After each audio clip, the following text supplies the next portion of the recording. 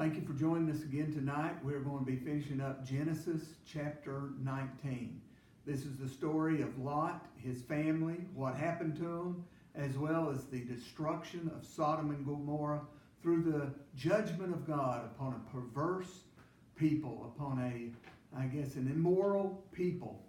And right now, the two angelic visitors, the men, have taken Lot, his wife, and his two daughters, and they told them, said, now run, go, imminent destruction is at hand. Lot basically hesitated and begged to go to this small community called Zoar instead of running to the mountains like the angelic visitors told him to do. So he takes off across the plain towards this town. And as he's coming in, right when he comes into Zoar, then the heavens open up and the fire and the brimstone start falling upon the plains of Sodom and Gomorrah. Get that picture in your mind of fire, brimstone, boulders on fire as big as Volkswagens falling from the sky and plummeting to the ground. I would imagine that the entire ground was shaking from the judgment of God. The fire was so intense that even the ground was on fire because there was a lot of tar pits and a lot of sulfur there, and it was just boiling over the heat and the fire and the destruction. Everything was utterly being consumed and destroyed as Lot entered into that small city. You know, and when they got close to the city, Lot's wife turned around and looked. Despite the warning of the angel, when she turned around and looked, she turned into a pillar of salt. How did that happen? Well, it's simple. If we take all the water out of us, if you extract all the water, all that a human body is salt that remains.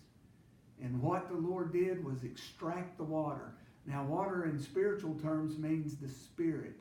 And what had happened, she lost all of her spirit, the spirit of life, the spirit of God, and it left her as a pillar of salt there. Well, Lot and his two daughters were in Zoar, and about that time is when the sun was coming up over the horizon. And Lot went to the place where he was speaking to the Lord, where he interceded.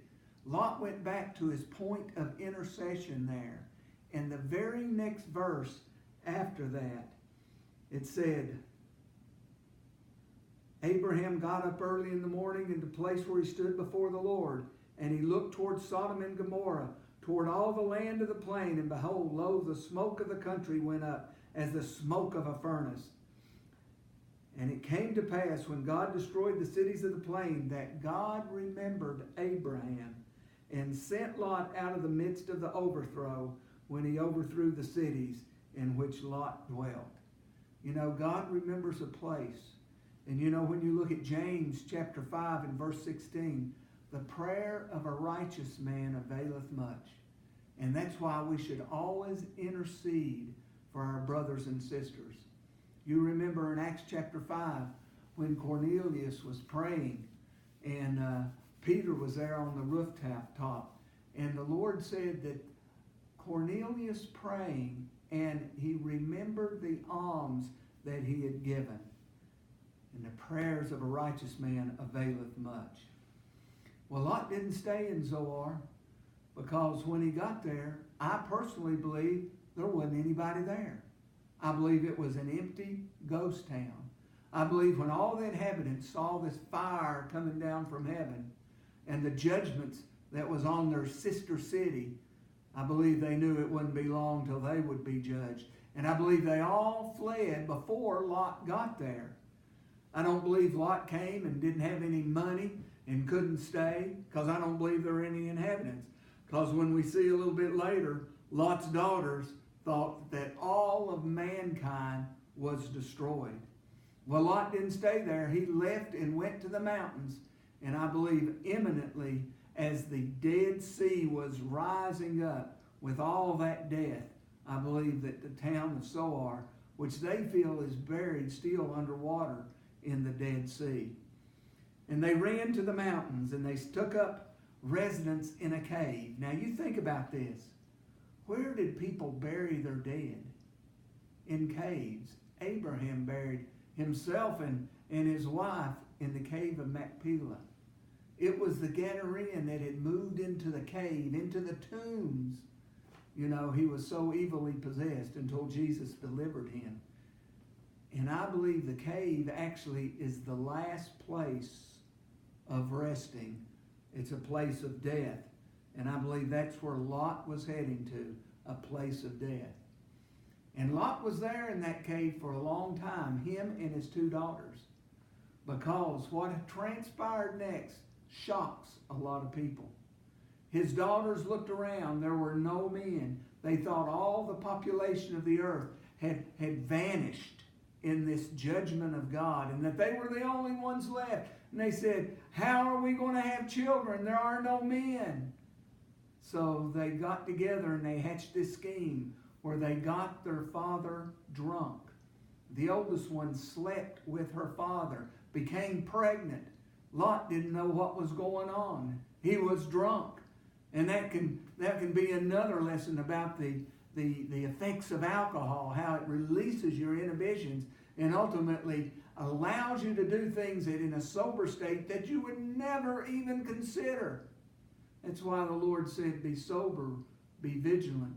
Your adversary, the devil, as a roaring lion, is going to and fro, seeking whom he may devour. They did the same thing to Lot the next night. But I ask you the question, where did they get the wine? I'm talking about total destruction of Sodom and Gomorrah, but yet they found some wine, or did they? I believe that they were in the cave for a long time, and a long time to where they grew grapes, and just like Noah, planted a vineyard and grew the wine. And that's when all that happened.